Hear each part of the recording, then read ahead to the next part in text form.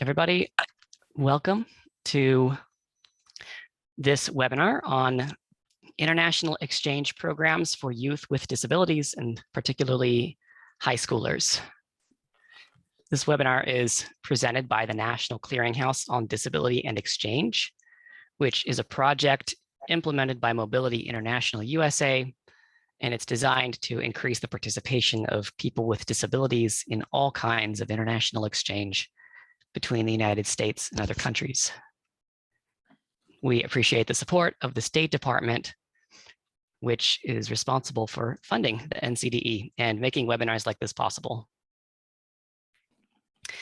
So the goal, a couple notes before we start, is that we are recording and we're going to make the recording available after, and the recording will also be captioned. There are currently live captions that you may access.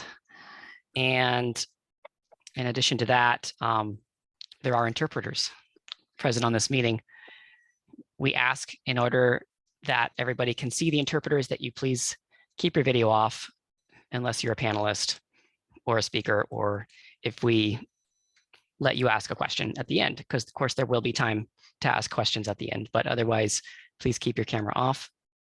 And also, please keep your microphone muted if you're not speaking. So we're gonna do a couple things in this webinar. First of all, we're just gonna tell you our names really quickly. We have a panel of exchange, a couple exchange alumni here, and then we have a representative from the State Department. After that, we'll get the state, Britta, our representative from the State Department, to present the programs that are offered through the Bureau of Educational and Cultural Affairs youth program section of the State Department. And after that, we'll bring in our panel to talk a little bit about their experiences. So very quickly, but not too quickly, my name is Justin Harford, and I'm a program coordinator with NCDE, and I'll be moderating this meeting. And why don't we have Britta go next? Hello, everyone. I'm Britta Björnlund, and I am the Division Chief of the Youth Programs Division in the Bureau of Educational and Cultural Affairs at the U.S. Department of State. And I'm so happy to have the chance to talk to everyone and tell you a bit about our exchange opportunities. Thank you. Thanks, Britta. And now our panel, starting with Antonia. Hi, everyone. My name is Antonia DiMichele, and I'm a panelist on today's webinar, and I believe you'll be learning a little bit more about me when we get to the panel discussion. But professionally, I currently work as a disability specialist in the Office of Student Services for Students with Disabilities at the University of San Francisco. Thanks, Antonia. And Michelle. Hi, everyone. My name is Michelle. I'm also a panelist for today, and I was on the Congress Bundestag Youth Exchange Program in 2012. Right now, I am a teacher of students with visual impairments with DC Public Schools. Thanks, Michelle. And by the way, if you want to read more about their stories online, in addition to hearing their take on it here, we have both of them are featured on our website, and they're great stories. Moving on to the next part of the webinar, we're going to hear from Britta about the many programs that are offered to high schoolers, including high schoolers with disabilities, through the Department of State. And so I'm going to invite Britta to share some slides with us and to tell us more about it. Go ahead, Britta. Okay, I'm going to share my screen in an attempt to show my PowerPoint. Okay, can someone tell me if you can see the slides? This is Ashley. It looks good, Britta. Okay, thank you. Okay, so as I said, I'm Britta Björnlund. I'm the Youth Programs Division Director at the U.S. Department of State, and I oversee all of our exchanges for high school students. So those include a number of exchanges where we bring international students from 60 countries to the United States. but also wonderful opportunities for American students to study and travel abroad. And all of our exchange programs that I'm going to tell you about today are fully funded. So let's see, go to the next slide, hold on, there we go. Okay, the Youth Programs Division of the U.S. Department of State has two main goals to support its mission. The first is mutual understanding, and we attempt to build mutual understanding between citizens of the United States and citizens of other countries. All of our exchange programs work on this basis of mutual understanding. But we think young leaders and high school students in particular play a really important role in achieving this mission, both today and tomorrow. We feel that young people like yourselves are filled with energy and fresh ideas, and it's really like our great goal to propel your voices and to lift your voices and to really build your leadership skills. The second goal is empowering youth, as I said. We empower future leaders here and abroad through leadership development, sharing American values and culture, and preparing young people for a global society. All of our students and exchange participants learn leadership skills during their exchanges through enhancement activities. They take part in community service activities, and they gain new knowledge and skills and confidence to allow them to return home and make a difference. So we're really committed to developing young leaders from around the world.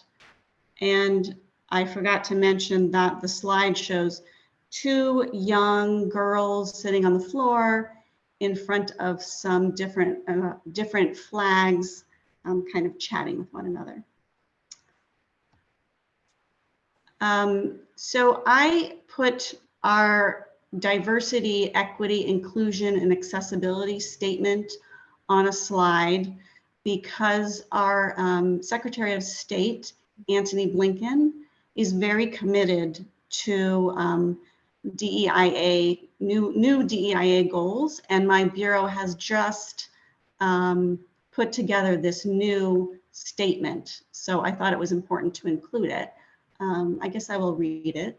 It's the Bureau of Educational and Cultural Affairs, also known as ECA, of the United States Department of State, strives to embed diversity, equity, inclusion, and accessibility, DEIA, in all aspects of its work. Public diplomacy is most effective when people of diverse backgrounds and perspectives participate in people-to-people exchanges and programs to promote mutual understanding. The Bureau incorporates DEIA best practices throughout its exchanges and programs, grants, community partnerships, and in its workforce and workplace. ECA is committed to addressing barriers based on race, ethnicity, color, national origin, sex, age, disability, sexual orientation, gender identity or expression, religion, geographic location, education, income, socioeconomic status, and other diversity dimensions that may hinder inclusion in the organization. The Bureau's commitment to DEIA strengthens U.S. foreign policy and is vital to building trust and partnerships here at home and around the world. So now I'm going to tell you a little bit about our programs for U.S. students. There's a photo here of a U.S. Presumably Department of State official, a large group of American students, and they're all looking at an American flag and pledging allegiance. So our programs for U.S. students include more than 1,200 participants each year. We send our American students to about 30 countries around the world in all world regions. And these programs include short-term, 3-week type programs, as well as summer programs and also academic year programs. So I'll tell you a little bit more about those in a moment.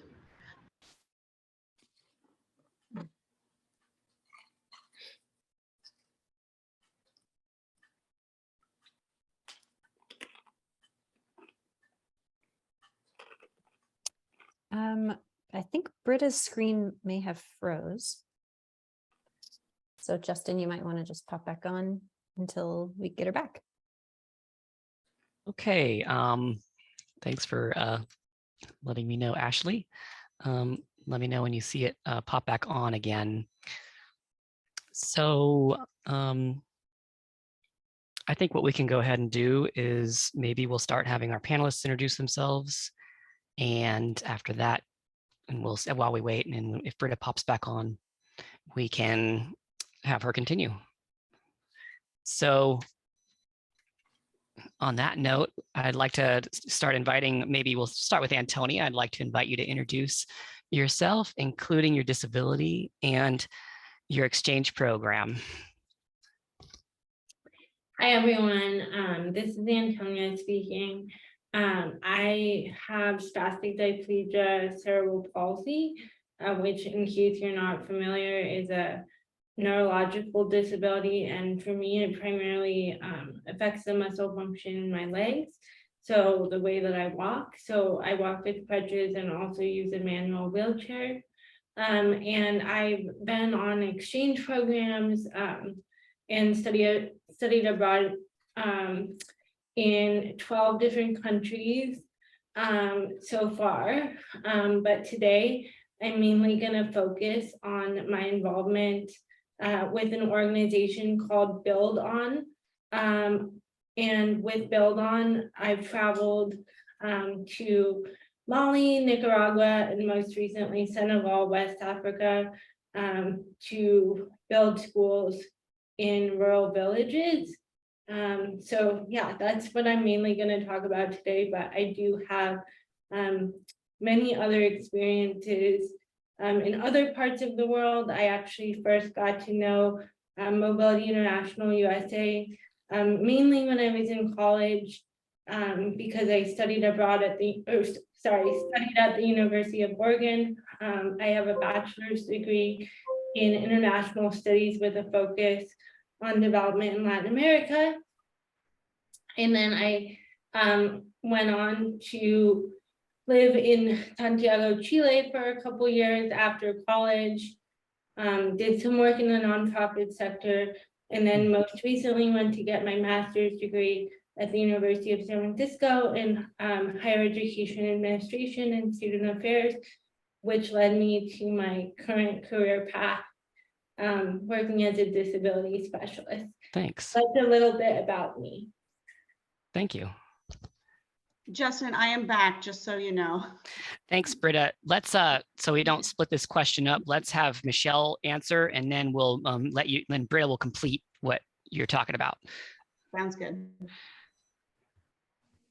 Hi, this is Michelle again.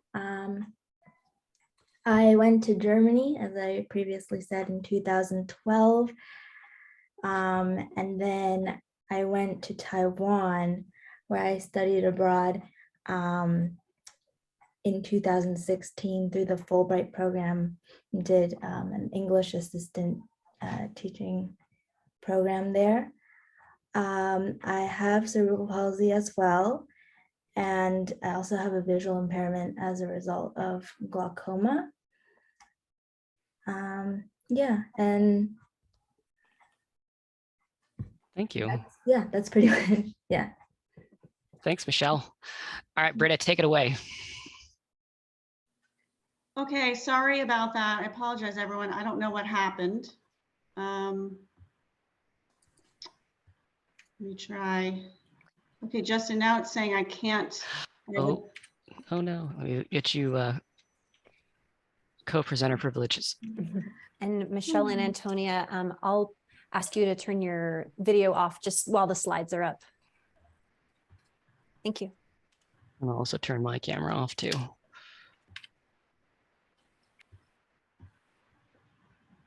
It's all you, Britta. Okay. I'm not sure when I froze, but You had just described this photo, I believe. And so I think you can, let's maybe go to the next slide, actually. okay, sounds good. Yeah, Okay, so I just want to encourage all of you to consider exchange options and studying abroad. And everything I'm going to tell you about, these are merit-based, full funding exchange programs. They, as I said, they can be anywhere from 3 weeks to a full academic year. In most of the programs, you would live with host families. Now, some people, that causes them some anxiety, but I promise you it's one of the best parts of these programs is really immersing yourself with a host family. You would study typically at a local school and get to know kids your age in that country. And of course, you'll gain workforce skills, confidence, language skills. And for most of the programs I'm going to tell you about, language study is not required. So the first program, this is our oldest exchange program. It is the Congress Bundestag Youth Exchange. And again, there's a photo of a bunch of American students. I believe they're in Germany. There's probably 40 of them, and they're holding up the American flag. And yeah, there's a German street sign behind them. So this is the CBYX program. It's for motivated high school students who want to experience a culture and learn German through a full immersion experience. You'll learn about German culture firsthand by living with a German host family and attending a German high school. And what's really wonderful about a lot of these programs is that you'll also then be part of our alumni community. And that can help you in the future to get a job or to go to alumni events or to troubleshoot on different issues. You'll have this big peer network of alumni.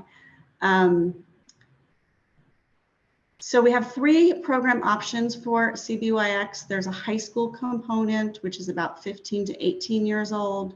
We also have a vocational program for young people who are 18 to 19 years old. And there's also, I don't know if you can see this, there's also a young professionals program for 18 and a half to 24 years old. Usually these young professionals are just out of college.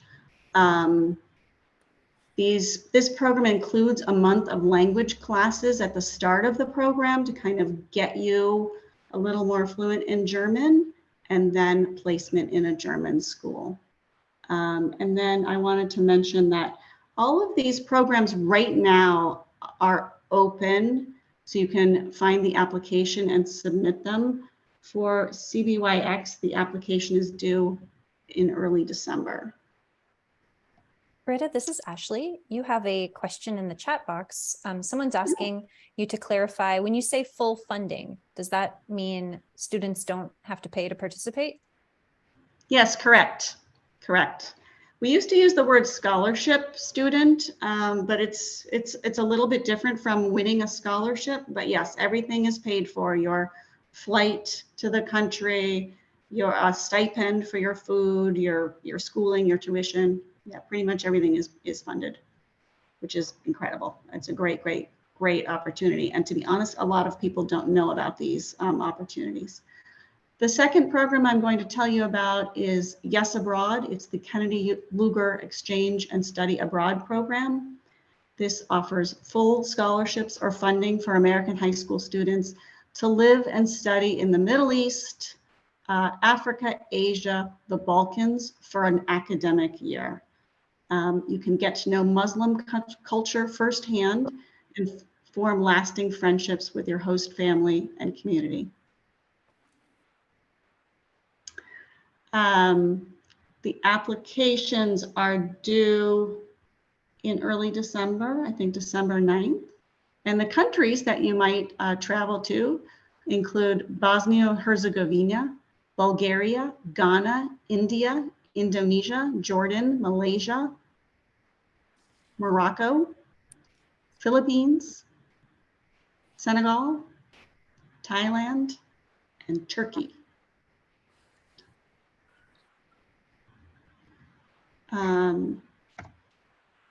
The next program is one of our most popular. It's called the National Security Language Initiative for Youth, NSLY. And there's a photo of a bunch of students, and they're sitting, I believe, in Morocco with an older Moroccan teacher, and they're sitting on a very vibrant floors with like beautiful Moroccan tiles, and they're all smiling.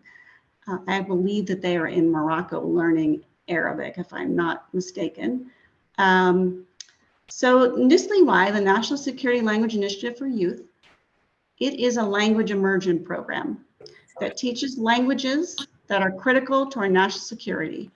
And we send approximately 650 American high school students to various countries through this program to learn different languages. And the languages that you might learn on this program include, they're on the screen, Arabic, Chinese, Hindi, Indonesian, Korean, Persian, Russian, and Turkish. And you could learn some of those language in countries such as Morocco, Turkey, India, Taiwan, Indonesia, Tajikistan, Jordan, Korea, Latvia, Moldova, Kazakhstan, etc. Now, I did want to mention one other thing, which is our National Security Language Initiative for Youth also has a virtual program. There's a virtual program. So if you're not quite ready to study abroad, you could try a virtual program, see if you like it, and that actually puts you in a great shape to apply for a study abroad program. Okay, next I have Flex Abroad. The Future Leaders Exchange Program was launched in 1993 after the dissolution of the Soviet Union in order to strengthen our ties between the people of the United States and the peoples of Europe and Eurasia. So this program was bringing students from Europe and Eurasia to the United States. However, we just launched brand new this year, Flex Abroad, launched in 2022. So the first group of 15 high school students are traveling, or actually they just arrived in Kazakhstan, Georgia, and Poland. And they are living and studying for the academic year. And we're really excited about this new Flex Abroad program.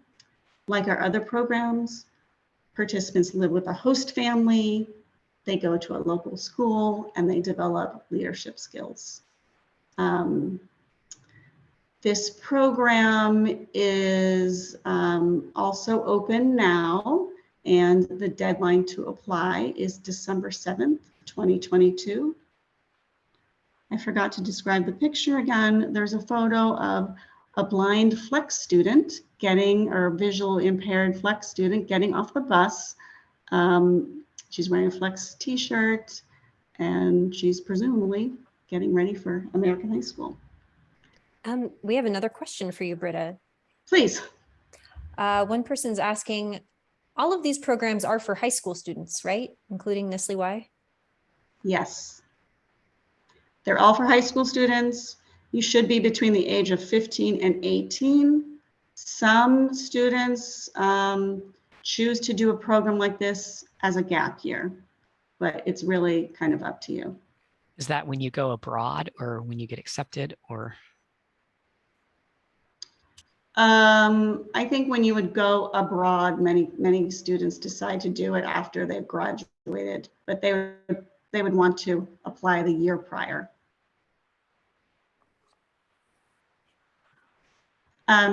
And then if you're more interested in a short-term program, we have this wonderful program called Youth Ambassadors.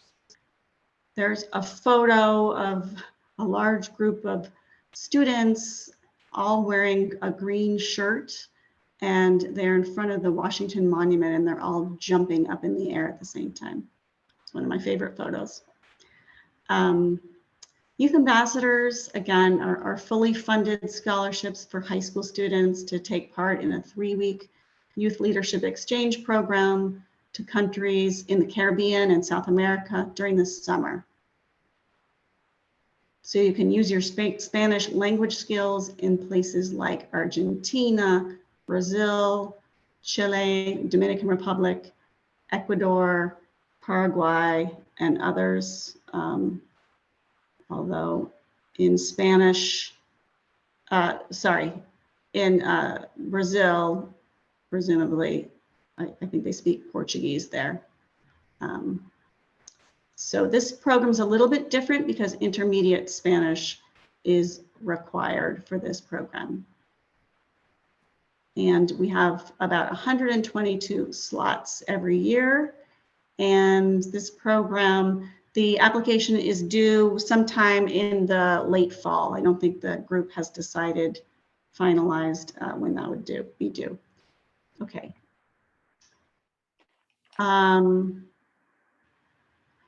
So I wanted to speak a little bit about recruitment and selection, and there's a photo of some international participants standing around a flag.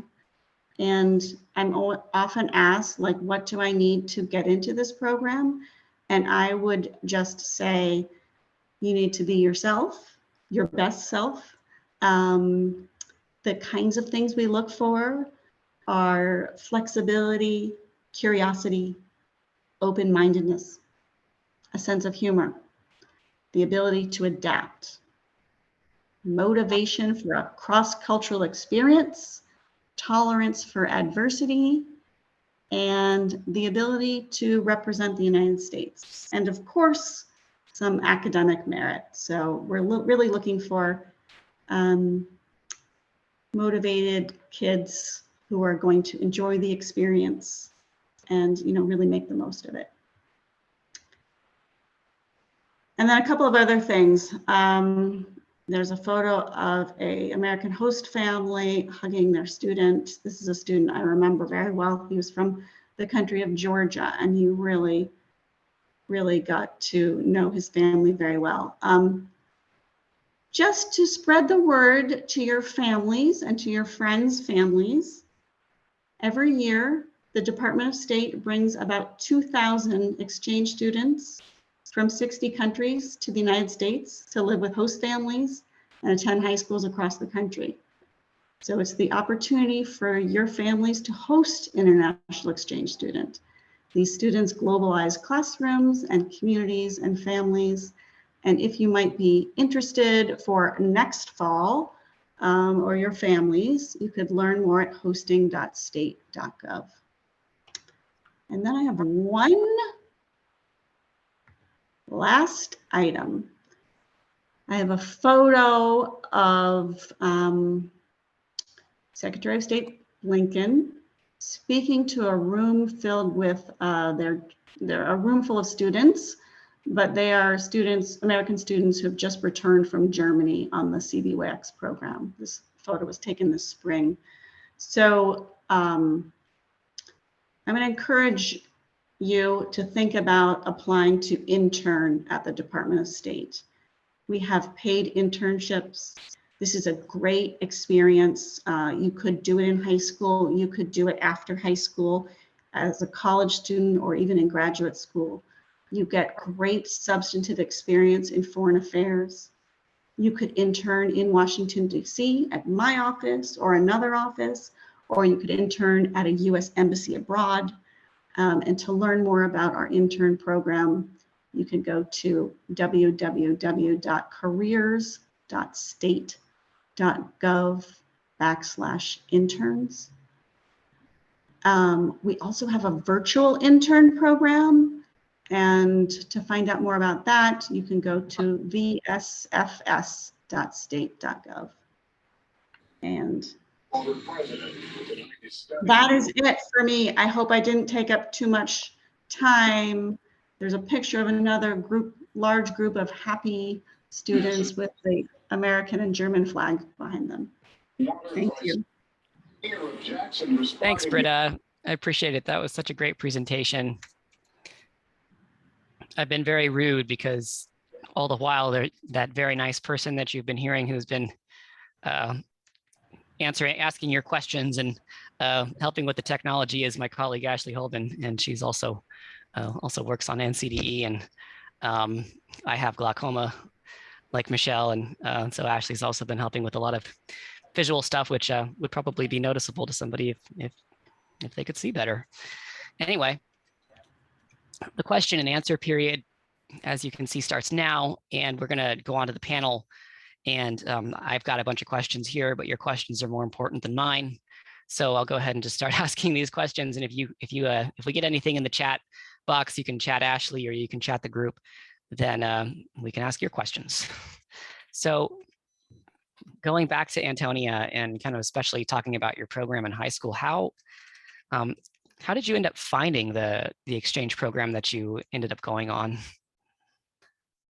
Yeah, so Build On is a national and international nonprofit based organization that engages young people in service learning opportunities locally in their local communities and then takes them abroad to build schools.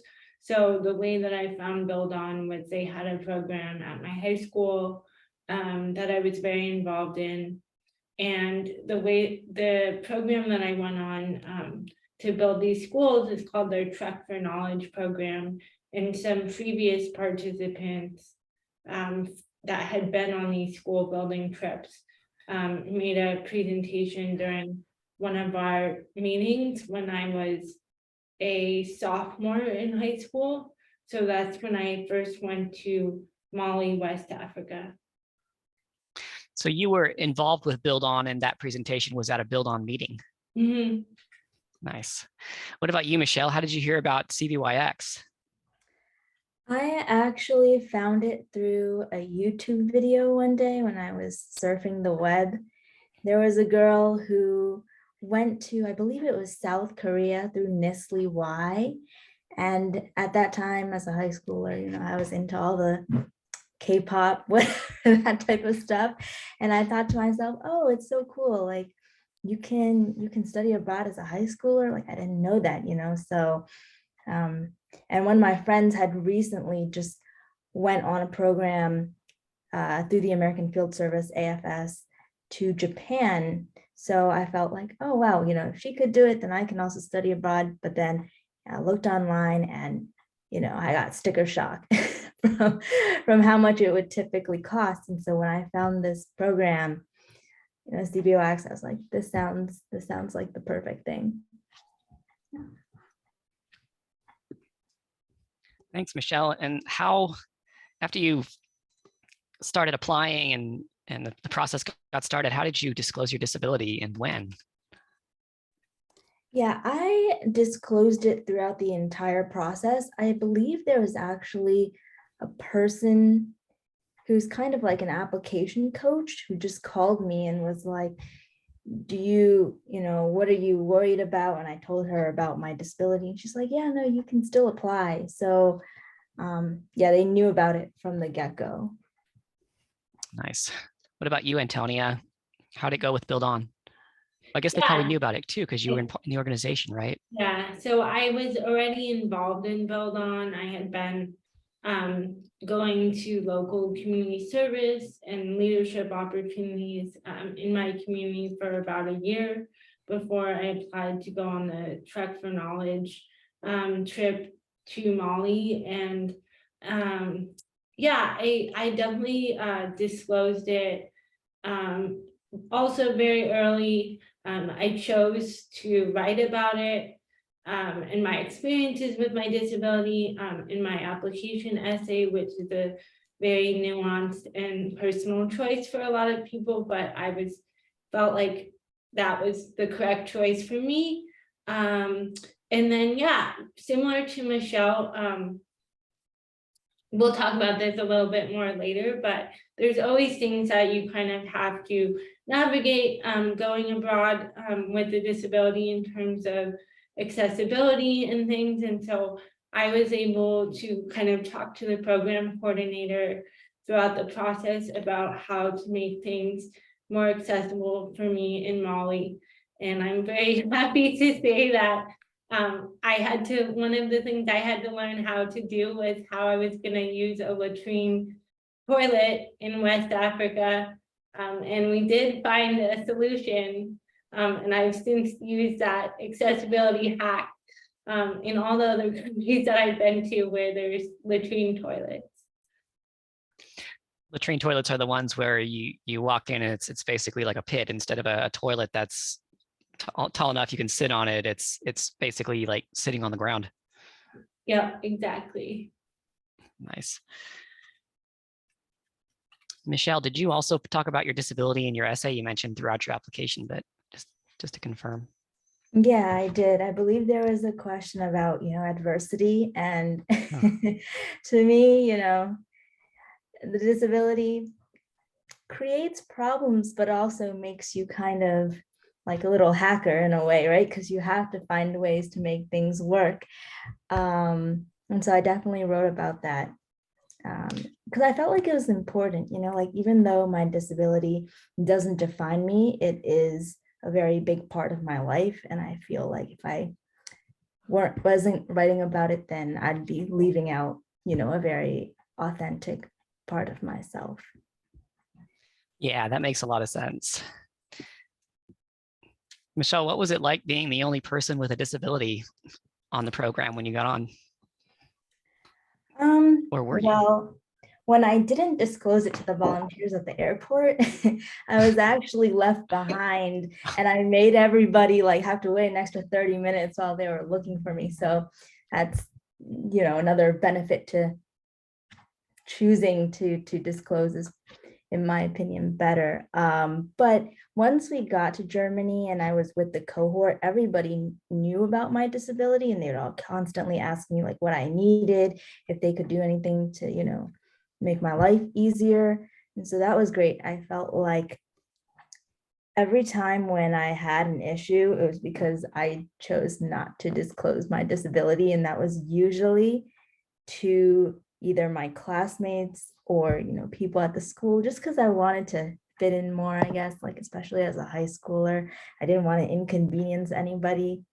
But yeah, I later realized it's always better to disclose. It's definitely a tough line to walk. What about you, Antonia? What was it like being the only person with a disability on the program? Yeah, so I actually had this memory come up just now, which is that although I've always been the only student with a disability on all of the Build On trips that I've been on. I actually was not the first student with a disability to be a part of Build On. Some of you might be familiar with someone by the name of Haben Girma. She's a very well-known disability activist and supporter of MIUSA. And when Haben was in high school, she actually went to Mali as well with Build On. And so they were already kind of familiar with working with people with disabilities because of having supported Haben on her experiences. But for me, especially being in high school and going to somewhere as far away and developing as Mali, it was a lot for me to be exposed to all at once. It was definitely an opportunity, like Michelle was kind of mentioning, for me to learn to talk about my disability and talk about my life experiences, and something that I kind of just had to work through and kind of get comfortable with in order to, have a good time and make the most of the experience. Makes a lot of sense. Yeah, we actually do an orientation program. Britta mentioned about the folks who come from abroad to the United States, including on the Flex and Yes programs, and we orient them for the year. And one of the things that they struggle with is that they've basically gotten ahead essentially by compensating and by kind of reducing the impact of their disability through a lot of techniques they figured out so they can avoid asking for help. But then they have to also kind of get used to the idea that they're going to ask for help too, because many of them leave behind certain support systems that they use at home. And so it's beneficial, but it's a tough line to walk. So Antonia. So, I mean, you mentioned about the difficulties and on the need to ask for help. And I guess you mentioned also about latrines and needing to come up with an adaptive version of a latrine. Were there any other challenges that you encountered while in Mali? I would just say, one of the things that is both a challenge and also an opportunity is that many of these countries that I've traveled in and spent time in have different frameworks or understandings of disability that maybe weren't necessarily always aligned with how I grew up or how my family or other support people in my life had raised me to understand disability identity and culture. And so that was challenging to deal with that. I think in Mali, many of the people that I interacted with had never seen someone with a disability, out and about, participating in this program. So yeah, just dealing with different cultural stereotypes and stigmas can be challenging, but it's also one of the most enriching parts of going on any kind of exchange program is that opportunity to kind of disrupt stereotypes on both sides and kind of have that cross-cultural engagement. That's a great point. Michelle, what do you think about that? Or what were some of the other challenges that you encountered? For me, my cerebral palsy causes my balance to be very poor. So when I was first in Germany for the first month where we did those language classes, I was placed in a host family who was like living in the middle of nowhere, and the roads and the sidewalks were really hard for me to walk on. So that definitely required, some kind of finding some shortcuts and ways to make things work. And then later, as I transitioned to my more permanent host family, my school it's actually still inside of a castle, and those are old and they definitely, were not accessible. And so it took me a while to figure out how to get around my school. And, getting to classes on time was also hard for me. Yeah, and eventually I think I did say something, but by then I had already figured out, ways to get around it. But if I could redo my year or, do something different, I would definitely tell them ahead of time so that we could figure something out together. That's great, Michelle. And maybe just you kind of mentioned already a little bit about being in touch with program staff and pre-application asking if it was okay for you to apply. And at that point, of course, you had disclosed, but then of course, it's interesting. I think somebody could easily think, well, I disclosed my disability, they're going to find me at the airport, it's going to be no problem, but that wasn't the case for you. So how did you advocate for yourself with program staff in those situations? And also like when you got into your high school context? Yeah, I would say that I didn't honestly do a good job advocating for myself at the school just because I didn't want to be a burden. I was like, Yeah. oh, they're already, accepting me into their school. That's already a huge thing because I know, like, at least here in the US, they don't always want to accept exchange students into their schools. So I already just felt very grateful. And I was like, it's already fully funded. Like, I really shouldn't say anything. Yeah, so in school, I really didn't do that much, but with the program staff, I definitely called them up and I let them know so that they would always be sure that, if we stayed at a hotel, that I'll always be on the first floor. If we had to go from one place to the other and it was like a really long trek, they would just get me a taxi. There were definitely ways around it, and I wish, I had spoken up more. When I was lost at the airport, I had to go find the airport personnel and just be like, hey, I'm with this program, and they had to call them over on the intercom. So, yeah. Come get your student. Yeah. That's great. Yeah, I mean, there's definitely no like right and wrong way in terms of finding that balance between asking for help and sort of solving problems on your own. You're definitely right about the challenges that it can, the downside. There's definitely the downside of asking for help too, in terms of it can, I don't know. So it's, you got to find a balance. Each person has to find their balance and decide kind of what's right. How did you advocate for yourself with your parents, Michelle? Oh, that was that's a long story. Yeah, I actually applied in secret. My parents had no idea. I had applied until it was time for the interview, and I was like, "Hey, you need to drive me to the interview." And my parents were like, "You applied for what?" They're like, "Whatever. You got to the interview stage, so we might as well bring you." Nobody else's parents were there. My parents were there the entire time. They asked the interviewers, the alumni, all of these different questions just to make sure that, the program was safe, that it was okay to go to Germany with a disability and all of that. And yeah, the interview process was accessible. I didn't have any issues with that.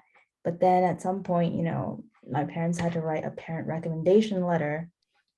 That was kind of like a letter to my host family in Germany if I had gotten in. And my dad wrote me the worst recommendation letter possible. But when I read it, I almost started crying. It's like, what? I'm just being honest. Like, you do need all this help. You do need all this and whatever. I was like, no, I'm not gonna get no, I'm not gonna get the scholarship, whatever. But luckily, AFS, the American Field Service, which is the program that was hosting my region. Luckily, they gave me a chance, and eventually my parents, I think they just saw how much I wanted to go. So they were like, you know what, fine. And in the end, they were like, this will make you appreciate us more and appreciate the US more and realize how much more accessible the US is. But yeah, I think what came down to it was they really just saw that I really wanted to go, and they knew they couldn't really say no. So they just eventually let me go. Nice. What about you, Antonia? How did you advocate with staff and also your parents, especially when you were in high school? Yeah, so with the program staff, like I said, I feel very fortunate that Build On was so open-minded, and the program coordinator that was kind of organizing our trek had a lot of experience already from previous positions that she had been in. So she demonstrated a lot of open-mindedness, and we did have to also kind of figure things out as we went along in terms of what was going to work for me in terms of meeting my physical accessibility needs. And so I was able to ask her questions and then be like, hey, let's try this. I don't know how, for example, like how I'm gonna sleep on the floor in this like host family's hut that they had given me, right?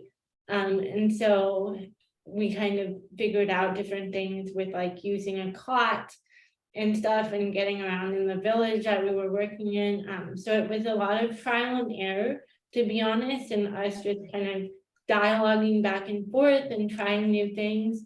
And then with my parents, so similar to Michelle's dad, something similar happened to me. Build On staff actually called my dad before they offered me a spot on the trip, and they were just like, hey, we want to let you know that we're going to offer Antonia a spot on this trip, just checking to make sure that you guys are okay with this. And my dad was super supportive, and he was like, yeah, like that's great, but I really just need to know like how Antonia is gonna go to the bathroom. Like, how are you gonna, that was his one concern. Like, how was I gonna use the bathroom in Mali? And they were just like, he was so concerned about that. And he was just obviously allayed his fears, and I went on the track, no problem. And then obviously I've gone on to continue going on trips with Build On. So all in all, it all worked out. But I definitely had to just explain to my parents, like, hey, I really want to do this. So we're going to figure it out. And over the years, I've developed a lot of trust and kind of openness and creativity to working with them. And now they really just let me go wherever I want. And they've kind of stopped asking questions because they were like, you'll go to places that we're never going to go to. So go on, like, you'll figure it out. That's great. So how did you handle the bathrooms and particularly like, those pit toilets? Yeah, so people are probably wondering about that since I've brought it up as a very frequent example. So because of my cerebral palsy, I really cannot squat over a latrine hole. That's just not going to work. So in all the countries that I've gone to that use latrines, I basically just, when I get to the country, I just go to like a store or tell the program staff ahead of time, like, hey, I need you to go and buy a chair, like a garden chair or a plastic chair, buy a chair and cut a hole in the seat of the chair and like put it over the latrine hole, almost like a commode. And it works out just fine. I sit on the chair over the latrine hole so I don't have to squat. And I did that most recently when I was with Build On in Senegal earlier this year. I went on a trek, on an alumni trek for people that are alumni, like adult alumni of Build On's programs. Nice. It's the white elephant in the room. You got to talk about it. We actually have a great article that we covered this, 3 cups of tea in a bathroom. Former staff of ours wrote it. It's a great ideas for using bathrooms when you have a physical disability. And we're at pretty much the end of the webinar right now. I do have one more question or a couple more questions I can ask. And of course, if anybody has any questions, please chat them to Ashley or to the main chat box. Ashley, do we have any questions? Not yet, not in the chat bar, at least, but definitely welcome them now. Yes, we welcome them now. And Ashley has also shared the article that I commented on. So thanks, Ashley. So going back to Michelle, what is one thing that you wish you could have known back when you did that first exchange program? I think I would have just said to myself, like, try more things, say yes to every invitation, because, even if it looks like it's not accessible, once you're there, they're going to have to make it accessible because, I feel like a lot of people, they want to make things work for you, and like once they understand that you have a disability, they're actually very willing to help, from my experience. So I wish I would have just stepped out of my comfort zone a little bit more. That's great. What about you, Antonia?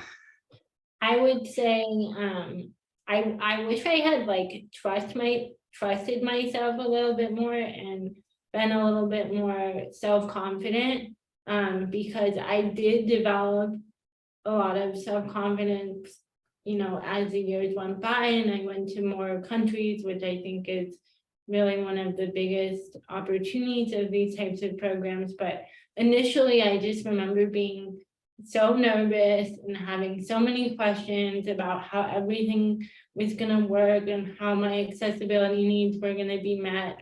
And, obviously everything has worked out, and I've had some crazy experiences along the way, right, that really forced me to like learn to be adaptable and flexible.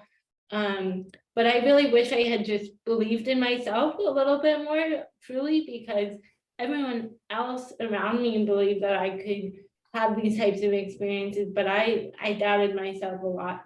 And that self-trust really does go a long way. That's a great point, Antonia. And you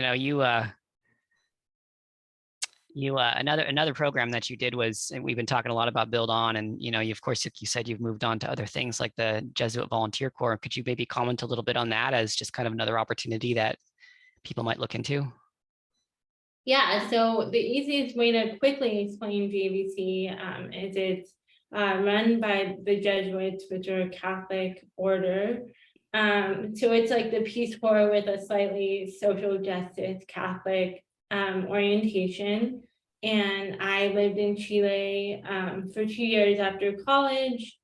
And that was by far the most immersive experience, and has definitely impacted all of my career choices currently and where I went to grad school. And yeah, it was a really transformative time in my life.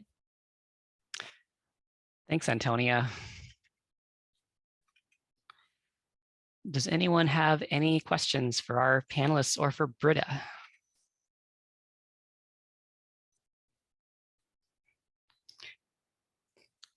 Well, if you'd like to learn more about what it's like to have a physical disability in a developing country, I recommend that you read the book Moving Violations by John Hockenberry. I think it's probably just about the best book I've read in 5 years, even though it was written probably when I was just a baby and not able to use any kind of toilet. So we do have a question here now from Cindy. When are applications opened for, Ashley, could you read the question? Yes. We got a couple other ones too. Yes, we do. When are applications open for programs that take place from 2023 to 2024? And I think that's probably directed at Britta, I assume. Yeah. They're open right now, right? Yeah, when are the applications open?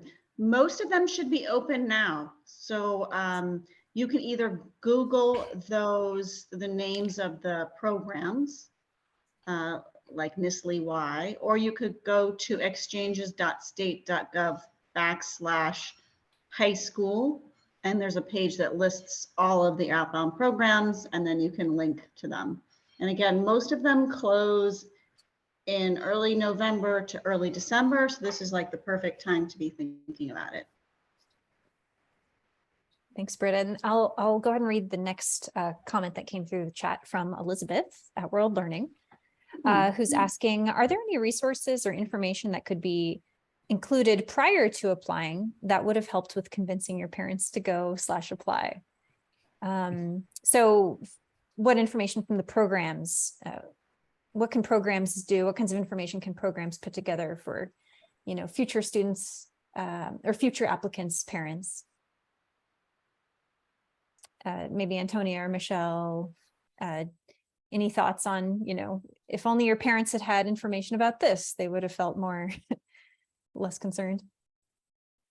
Yeah, so I'll just say quickly, and this is me kind of putting my disability specialist hat on a little bit too, but something I think that would have helped me convince my parents that it was okay for me to go is just like seeing, you know, mention of inclusion of students with disabilities in the marketing materials, or making some kind of statement on their application materials, like we welcome applications from students with disabilities, like please contact us to, you know, discuss your concerns or questions or your accommodation needs.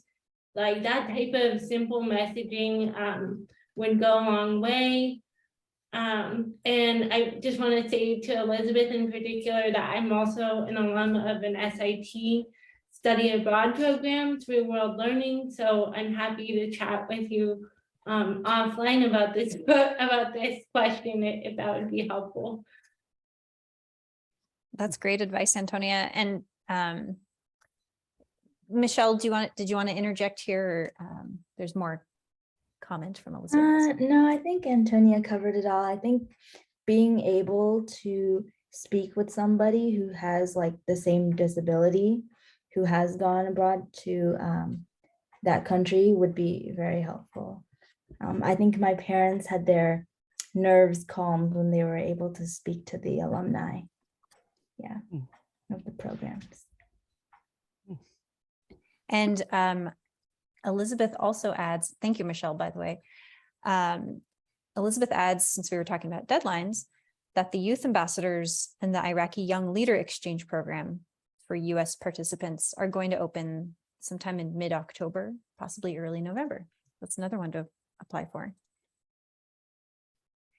And one last link I'll include in the chat is a story that Michelle helped us write many years ago on how parents can be persuaded.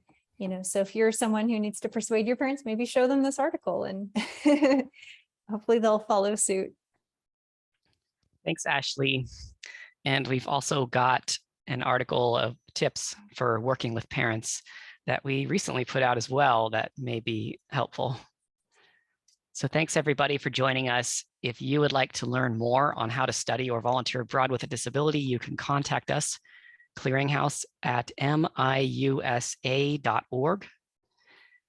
We also have a course designed to teach people with disabilities how to successfully study or volunteer abroad. It is called the Access to Exchange Summit, or AES. And you can find more information, including when the next application is at www.miusa.org/AES. So we hope that you'll keep in touch with us. Sign up to our newsletter if you're not already to find out about things like AES as they come up, as well as future webinar offerings. And with that, we wish you all a great night. Thanks.